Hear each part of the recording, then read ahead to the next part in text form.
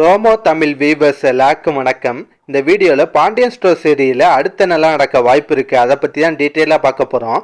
இன்னைக்கு என்ன நடந்துச்சுன்னா, ராஜி முத்துவேல்கிட்ட குமாரை பற்றி போட்டு விட்டுறாங்க.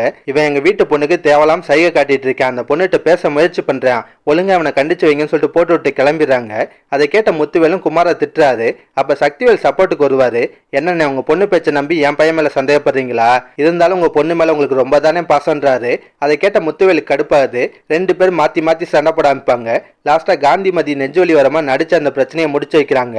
அதுக்கப்புறம் நடக்குதுன்னா, கோமதி பேங்க்குக்கு போய் லாக்கர்லேருந்து நகையெல்லாம் எடுத்துட்டு வரேன், ஏன்னா வீட்டில் விசேஷம் வச்சிருக்கோம், நகையெல்லாம் தேவைப்படுன்றாங்க. அதை கேட்ட மயிலுக்கு ஷாக் ஆகுது. அத்தை தனியாவா போறீங்க, காலம் வேற கெட்டு கிடக்குது, துணைக்கு நான் வரமான்னு கேட்பாங்க. ஆனா குழலி நீலாம் ஒன்றும் போக வேணாம், எங்க அம்மா கூட நான் போயிட்டு வரேன்னு சொல்லிட்டு கோமதியோட கிளம்புறாங்க. குழலி போறது தான் தங்கமயிலுக்கு இன்னும் பயத்தை உண்டாக்குது. அதோட தான் இன்னைக்கு சீரியலை முடிச்சிருந்தாங்க. இதுக்கப்புறம் நடக்க வாய்ப்பு இருக்குன்னா, தங்கமயிலோட நகையெல்லாம் கவரிங் நகர்ன்ற உண்மை வெளியே வரதுக்கு வாய்ப்பு இருக்குங்க.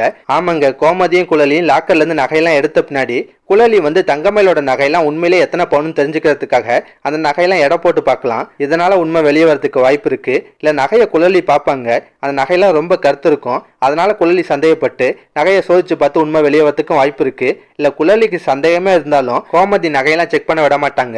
இங்க பாரு குழலி, இதெல்லாம் தேவையில்லாத வேலை, வா வீட்டுக்கு போலாம் சொல்லிட்டு கூட்டு வந்துருவாங்க. இப்படி நடந்து தங்கமயில் தப்பிக்கவும் வாய்ப்பு இருக்கு. என்ன நடக்குதுன்னு வெயிட் பண்ணி பார்ப்போம். இதை தவிர கண்ணனை பத்தி உண்மை பாண்டியன் குடும்பத்துக்கு தெரிய வரதுக்கு வாய்ப்பு இருக்கு. ஆமாங்க, ராஜி கண்ணனை தோத்திட்டு போனாங்கல்ல, அதை யாரோ வீடியோ எடுத்து சோசியல் மீடியால ஷேர் பண்ணிருக்காங்க. கடைசியா அது நியூஸ் பேப்பர்ல வர அளவுக்கு பெரிய நியூஸ் ஆயிடுச்சு. அந்த நியூஸை பாண்டியன் பேப்பர் படிக்கும் போது கவனிக்கிறாரு. உடனே ராஜியை கூப்பிட்டு விசாரிப்பாரு.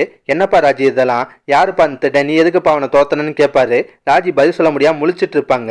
இப்ப கதிர் ராஜியை காப்பாத்துறதுக்காக போலீஸ் ஸ்டேஷன்ல சொன்னார் பாத்தீங்களா ஒரு பையன், அதையே திருப்பி சொல்லலாம். கண்ணை என் ஃப்ரெண்டு தான், அவனை தான் கல்யாணத்தப்ப ராஜியை கூட்டி வரதுக்கு நான் அனுப்பி வச்சேன், ஆனா அவன் ராஜியை ஏமாத்தி நகையெல்லாம் திருடிட்டு போயிட்டான்னு சொல்லிட்டு போய் சொல்லலாம். இல்ல வேற ஏதாவது போய் சொல்லி சமாளிக்கவும் வாய்ப்பு இருக்கு.